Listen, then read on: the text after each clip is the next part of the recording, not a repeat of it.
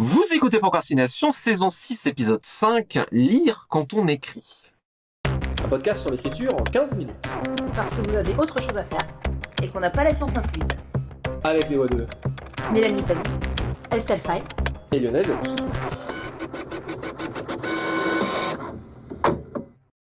Je ne sais pas vous, mais moi c'est une question qui se pose parfois, qu'on m'a posée, que je me suis posée autrefois aussi d'ailleurs. C'est que quand on écrit, qu'on a envie un petit peu de rentrer dans les mécanismes de la littérature et de la fiction, finalement, est-ce qu'on est encore capable de lire avec un plaisir simple, de recevoir comme ce que mon camarade réalisateur Gabriel Arinpio, salut à lui, et à des discussions qu'on a sur l'écriture, appelle le spectateur parfait. Est-ce qu'on peut encore lire avec un plaisir simple quand on a envie de rentrer dans la mécanique et en gros, parce que le plaisir fait partie aussi de la réception de la fiction et donc peut-être finalement aussi de l'étude du ressenti. Est-ce que tout cela n'est pas un serpent qui se mord la queue? Comment est-ce qu'on fait pour rapprocher la lecture et l'étude de la littérature ensemble? Bon, alors déjà, il faut lire de la fiction. On est d'accord, on en a parlé. Oui, il faut. Mais alors pourquoi? Parce qu'on entend souvent, ouais, mais je veux pas m'influencer, ça sert à rien, de toute façon, on peut... Tapez-moi dessus, là, quand je dis ça. Aïe, alors on te tape dessus, ça fait aïe. La réponse qui me vient, moi, c'est tout simplement pour s'ouvrir des possibles. C'est-à-dire que la lecture, c'est quelque chose qu'on engrange. De toute façon, pour l'écriture, on doit bien la nourrir de quelque part. Donc plus on lit, plus on engrange des choses. Mais de manière plus technique, à chaque fois qu'on lit quelque chose qu'on n'avait pas lu précédemment, on apprend que quelque chose est possible. Et c'est des outils qu'on peut rajouter dans notre propre bibliothèque et ensuite qui nous serviront ou pas, mais qui nous montrent en tout cas des voies auxquelles on n'aurait peut-être pas pensé si on arrivait vierge de toute lecture. Bah oui, c'est ce que j'abonde totalement dans le sens de Mélanie, pour se nourrir le cerveau. Et même si sur le moment, et surtout si sur le moment on s'en rend pas compte, en fait, tout ce qu'on a lu, ça s'amalgame, et ça fait cette sorte de grande, immense carte du monde littéraire qui s'étend de plus en plus. Et très souvent, en intervention, on pose la question de quelles écoles pour être écrivain. Et alors, il y a donc des livres sur l'écriture, dont un certain écrit par Lionel Davous, qui est très bien, que je conseille. Merci. Il y a des ateliers qui peuvent être cool et d'autres qui valent rien. Mais pour moi, avant tout, la première école d'écriture, c'est la lecture, quoi. Et enfin, lire aussi pour pas se croire super intelligent quand on réinvente complètement le tiède. Ça veut pas dire qu'il faut chercher l'originalité à tout prix. Juste savoir que quand on fait une histoire, qu'on utilise des tropes classiques, ils existent. Voilà. Puis apprendre à repérer les clichés aussi. Plus on les a croisés, plus on sait qu'il ne faut pas. Moi, il y en a certains que j'ai appris en traduisant notamment. Les fameux tics des personnages qui hochent la tête et tout ça, par exemple, pour donner un truc tout bête. Depuis que je traduis, j'en mets plus dans mes textes parce que j'en peux plus. Et aussi, sur le plan plus carriériste, étant officiellement une infâme carriériste à sang-froid, simplement pour savoir vers quel éditeur aller, avec quel projet littéraire, quand forcément tous vos projets vont pas forcément être dans la ligne éditoriale d'un même éditeur, d'une même maison. Plus vous lisez, plus vous vous dites, tiens, là, ça fait vraiment penser ce que fait cet éditeur à ce truc-là que j'ai en tête ou que j'ai dans mon ordinateur, je vais aller lui en parler. Et comme ça, vous avez déjà moins de chances de vous payer des kyrielles de noms, ce qui est toujours mieux, et plus de chances aussi de mettre votre roman, de placer votre roman dans une maison où il pourra vraiment être repéré pour ce qu'il est, où il pourra être bien défendu, parce qu'il sera avec des romans amis, entre guillemets. Voilà, donc pour ça aussi, mine de rien, c'est utile. Et enfin, parce que, contrairement à une idée beaucoup trop répandue en France, on n'est pas auteur ou autrice tout seul dans un merveilleux désert où on attend le phénix de l'inspiration, quoi. On évolue dans un milieu littéraire, et mine de rien, voir comment ce milieu littéraire évolue, à la fois peut nous aider à nous situer, nous, dans notre propre démarche, et super passionnant en général quand on s'intéresse un peu à l'écriture, quoi. J'abonde évidemment, hein, j'ai posé la question de manière extrêmement détournée, peut-être que ça me vaudra des volets de bois vert sur Twitter, mais je m'en fous, j'y suis plus. Non, évidemment, j'étais très orienté, c'est du très mauvais travail journalistique.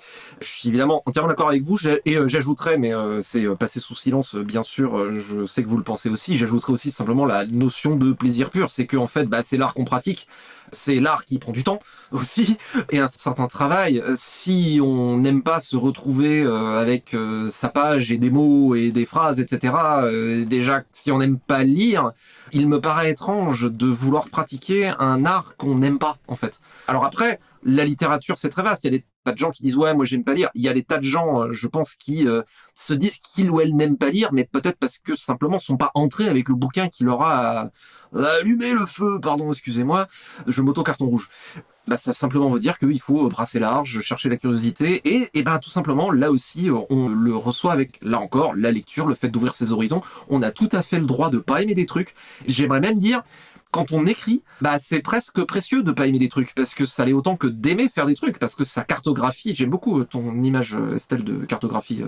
Ça cartographie simplement ce qu'on aime pas, ce qu'on a envie de faire, et ça forme le jugement esthétique. Après, pour revenir sur la question du plaisir, c'est vrai qu'il y a quelque chose qui n'est plus tout à fait pareil une fois qu'on pratique et qu'on a un œil un peu plus technique, je dirais. Moi, je me suis aperçue que je lis beaucoup moins qu'avant, et je sais pas dans quelle mesure il y a simplement des problèmes de concentration et autres qui s'en sont mêlés, ou dans quelle mesure c'est le fait que ce qui était un loisir est devenu un travail. Et à un moment donné, le plaisir était plus strictement identique. Par contre, quand je tombe sur un livre qui m'accroche vraiment, j'ai peut-être un plaisir décuplé, je dirais, et en particulier quand je me fais avoir. À partir du moment où on connaît les ficelles, soit parce qu'on se fait avoir et que du coup on ne voit plus du tout les ficelles alors qu'on les connaît par cœur, soit dans certains livres parce que d'un seul coup on va voir quelque chose et dire waouh, là je suis bluffé. Et moi j'ai un exemple tout récent qui me vient. Tout récemment j'ai lu un livre qui vient de sortir de Manon Fargeton qui s'appelle Tout ce que dit Manon est vrai, qui m'a beaucoup intéressé parce qu'il est en partie autobiographique, mais rédigé sous forme de roman. Et il m'a intéressé alors à la fois parce que le livre est passionnant et qu'il est brillant, mais aussi parce que il va sur un territoire duquel je me suis approchée avec mes derniers livres. Sauf qu'elle le fait d'une manière radicalement différente. Et j'ai été bluffée par le livre parce que le livre est bluffant, mais parce qu'elle me montre une manière de faire ce travail sur sa propre histoire, d'une manière que moi j'aurais absolument jamais envisagée. Et j'ai été éblouie comme je le suis vraiment pas souvent quand je lis quelque chose précisément parce que j'ai une connaissance de la technique et de comment on aborde ce territoire-là, ou de certaines manières de le faire. Pour rebondir sur ce que dit Mélanie, et je pense, moi, c'est pas tant une lassitude en tant qu'autrice, mais vraiment en tant que lectrice. Comme j'ai lu beaucoup quand même dans les genres, le roman qui, pour le coup, va être, les clichés vus 216 fois, au bout d'un moment, ça va juste moins m'intéresser parce que j'aurais l'impression de l'avoir déjà lu. Après, pareil, toujours pour revenir sur ce que dit Mélanie, quand il y a un livre qui m'emporte, par contre, alors mon exemple récent, donc Les Oubliés de la Mat, Florian Soulas, où déjà j'en attendais beaucoup, mais elle m'a amené encore plus loin. Et ça, c'est vraiment ce plaisir de se dire, ouais, je peux encore, moi qui maintenant ai quand même ce côté quadra, cynique et désabusé et blasé par la vie. Et là, tout à coup, je me mets à vibrer, mais tellement fort avec ce bouquin. Et c'est génial, c'est d'autant plus fort, limite, quand un livre nous entraîne. Et par rapport à mon travail d'autrice, disons, c'est très fluctuant. C'est surtout quand je suis en train d'explorer un genre où je suis vraiment à fond dedans, j'aime bien lire dans le même genre. Là, par exemple, en ce moment, je suis de plus en plus attirée, j'en ai déjà fait avec Ouijigo, mais je suis de plus en plus attirée par l'horreur. Vraiment, qui en fait est une de mes grosses bases de ma culture en tant que lectrice et en tant que spectatrice. Et en ce moment, j'adore en lire aussi, et notamment, c'est pour ça que chaque fois que je croise les éditions du Chat Noir en festival, je pille leur stand. Ils font un très très chouette boulot là-dessus, que peu de maisons d'édition font en France. Donc, il y a ça. Et puis, il y a des moments où là c'est plus quand vraiment je suis plongée dans tout ce qui est un petit peu, les combats du quotidien dans le monde littéraire, où j'en ai un petit peu assez, de tout ce que ça implique aussi de faire son chemin, notamment en tant que professionnel dans un milieu littéraire où j'ai envie de décrocher de tout ça. Là par contre je vais aller complètement ailleurs, et dans ce cas-là les deux trucs que je vais lire, c'est soit de la documentation, soit lire carrément en anglais, parce que ça me sort un peu du milieu littéraire français entre guillemets. Et donc, ça me permet d'aller ailleurs. Mais ça va être très différent, en fait. Disons, je m'aperçois que mes manières de lire sont peut-être plus consciemment variées aujourd'hui qu'à une époque. Mais finalement, quand je regarde le nombre de bouquins que j'ai dévorés sur l'année, il y en a toujours autant. C'est juste... c'est peut-être des choix un peu plus conscients, en fait, et des émotions au moins aussi fortes qu'avant sur certains livres, voire vraiment très très fortes sur certains. D'autres que je vais plus facilement laisser tomber ou lire en diagonale. Mais en tout cas, oui, la lecture change, mais elle est toujours là. Mais je pense que de toute manière, avec l'âge aussi et tout, avec les parcours de vie, nos manières de lire, elles se changeraient de toute manière, quoi. Et juste le fait d'être auteur ou autrice, ça ajoute une couche, c'est tout. Je pense que c'est tout à fait normal que l'exigence s'affûte, que ce soit effectivement en prenant des points d'expérience, que ce soit avec le nombre des années. Je dis ça parce que je suis cadre généraux dans Langue aussi.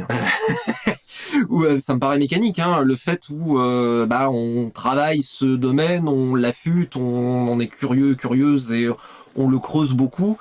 Forcément, au bout d'un moment, le goût s'affine et on va peut-être avoir des exigences qui vont augmenter.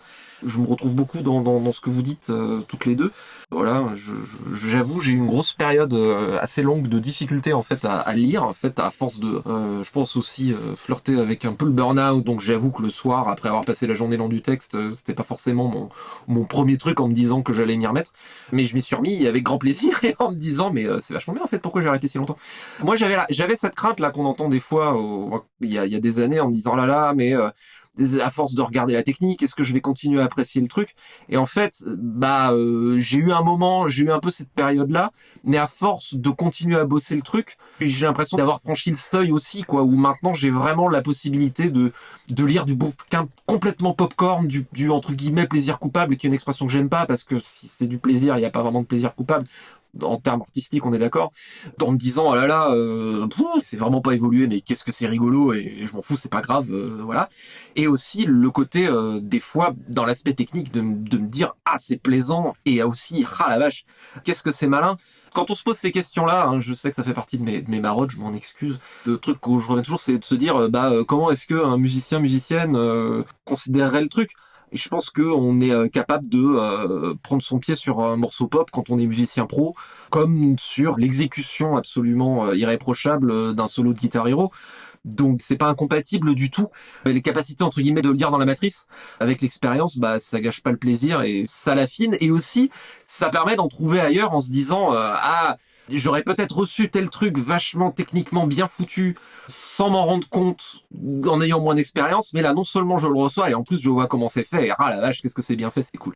Ouais, c'est ça, il y a aussi mine de rien ce plaisir de effectivement voir derrière la construction, mais de profiter vraiment de la construction, de se dire ouais, quand même qu'est-ce qu'elle est bien faite et tout, et vraiment qu'est-ce que ça avance bien, dans justement tout ce qui est un peu sombre horrifique, il y a Ceux qui hantent les bois, je crois que c'est Don Kurtavich, en tout cas c'est au Chat Noir, où là c'est vraiment construit d'une manière super subtile et ça avance avec un chemin très particulier. Et c'est vrai qu'il y a aussi ce plaisir de dire ouais, la construction elle est top quoi. Après pour moi j'ai aussi un peu de mal pour le coup. Alors oui, je parlais de la carte littéraire tout à l'heure, mais quand je parle de se nourrir d'histoire, dans ma propre expérience, et c'est complètement personnel, c'est aussi en rapport avec la douche, j'ai un peu de mal à dissocier le fait de se nourrir de lecture et de se nourrir de d'autres histoires, et notamment pour moi en fait quand je bouffe du bouquin, quand je bouffe du film, quand je bouffais du jeu vidéo, quand j'avais le temps, c'est un peu tout pareil, ça fait partie de ce grand lot d'histoires en fait où je vais chercher ma nourriture. Et par exemple là cette année j'ai pu retourner à l'étrange festival, super festival de films de genre, où j'ai vu plein de trucs plus ou moins bizarres, et pareil ça me nourrit énormément aussi pour mon écriture. Et pour moi, je fais pas trop la différence entre me nourrir de livres, me nourrir de films. C'est plus un grand magma d'histoire dans lequel je vais nager tranquillement. Et comme c'est un magma d'histoire, ça me brûle même pas la peau. Pas trop. Complètement, j'ajouterais, je vois peut-être une toute petite différence qui est qu'effectivement, j'ai une fascination pour les histoires que je peux décortiquer aussi en film ou autre. L'écriture, il y a vraiment le fait que je connais les outils techniques. Et je peux me dire, exemple tout bête parce que j'ai le bouquin en lecture Ouija Go de S.L. Fay ici présente. Je l'ouvre et je dis, oh la vache, qu'est-ce que c'est bien écrit. Mais parce que là, je parle pas de l'histoire, je parle pas de tout ça, mais simplement comment les mots sont agencés. Là, j'ai les outils techniques pour dire, ah ouais, ok, là, il y a ta maîtrise. Ce que j'ai pas forcément avec un film où je vais recevoir l'impact, mais j'ai pas forcément la technique pour décortiquer. Déjà, merci beaucoup. Et puis oui, pour les films aussi, je pense que le fait que j'ai une formation un peu en ciné aussi, ça me permet et que j'aille souvent voir des films avec quelqu'un qui adore décortiquer la technique derrière, donc on en parle beaucoup. J'ai un peu ce même rapport avec les films, avec les livres, et surtout en ce moment, j'avoue que la mécanique des histoires et comment recréer avec des mots des mécaniques d'histoire vraiment précises et tout, c'est un truc qui me passionne, donc merci Mélanie. C'est rigolo, j'ai la même expérience avec le jeu vidéo, puisque j'ai eu un mini-pied dans le jeu et dans le game design, et par exemple, pour moi, mes énormes claques récentes, Hellblade, Senua's Sacrifice, recommandé par Estelle Faye ici présente, et tout particulièrement Outer Wilds, dont j'ai dit moult bien, et je dirais moult bien éternellement. Je pense que Outer Wilds, je l'ai encore plus apprécié, parce que j'ai vu le game design derrière, et j'ai fait, oh la vache, c'est tellement invisible. Donc il n'y a pas de contradiction, au contraire, entre le fait de décortiquer un art et de l'apprécier. Pareil, hein, là aussi, comme vous, quand j'ai eu du mal à lire le soir après le boulot où j'ai un peu traversé le désert. Par contre, j'étais toujours dans les histoires. Là, pareil, j'en bouffais ailleurs. C'était, j'ai fini ma journée d'écriture, je vais regarder un épisode de série, je vais prendre un jeu pour qu'on me raconte une histoire parce que je suis pas vraiment jeu compétitif ni rien. De toute façon, je suis beaucoup trop vieux pour avoir les réflexes qui vont bien maintenant. Donc c'est foutu. Ma carrière de pro gamer est derrière moi. Donc craignez pas d'apprendre l'écriture et la littérature. Au contraire, ça ne fait qu'aiguiser votre goût et vous donne peut-être même de nouveaux angles pour l'apprécier. Une petite citation pour terminer. Je ne peux pas écrire sans lecteur. C'est exactement comme un baiser, on ne peut pas faire ça seul. John Cheever. Avec une traduction maison, c'était procrastination. Merci de nous avoir suivis. Maintenant, assez procrastiné, allez écrire.